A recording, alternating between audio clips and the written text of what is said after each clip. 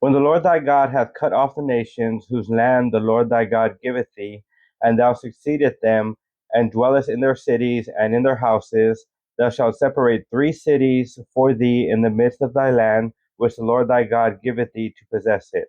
Thou shalt prepare thee a way, and divide the coast of thy land, which the Lord thy God giveth thee to inherit, into 3 parts,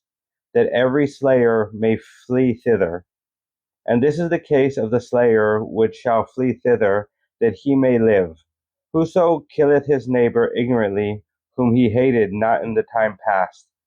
as when a man goeth into the wood with his neighbor to hew wood, and his hand fetcheth a stroke with the axe to cut down the tree, and the head slitteth from the helve, and lighteth upon his neighbor, that he die, he shall flee unto one of those cities and live,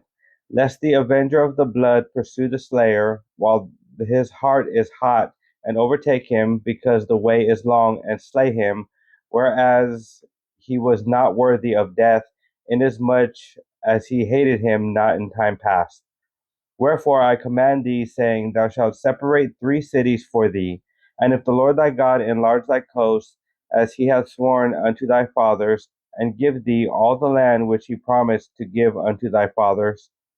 if thou shalt keep all these commandments to do them, which I command thee this day, to love the Lord thy God, and to walk ever in his ways, then shalt thou add 3 cities more for thee beside these 3. The innocent blood be not shed in thy land, which the Lord thy God giveth thee for an inheritance, and so blood be upon thee. But if any man hate his neighbor, and lie in wait for him, and rise up against him, and smite him mortally that he die, and fleeth into one of these cities, then the elders of his city shall send and fetch him thence, and deliver him into the hand of the avenger of blood, that he may die. Thine eye shall not pity him, but thou shalt put away the guilt of innocent blood from Israel, that it may go well with thee. Thou shalt not remove thy neighbor's landmark, which they of old time have set in thine inheritance, which thou shalt inherit in the land that the Lord thy God giveth thee to possess it. One witness shall not rise up against a man for any iniquity, or for any sin in any sin that he sinneth. At the mouth of 2 witnesses, or at the mouth of 3 witnesses, shall the matter be established.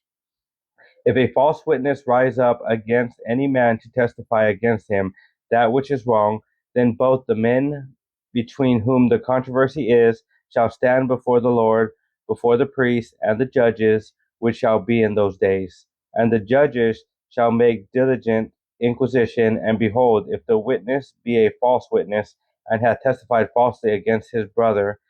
then shall ye do unto him as he had thought to have done unto his brother. So shalt thou put the evil away from among you.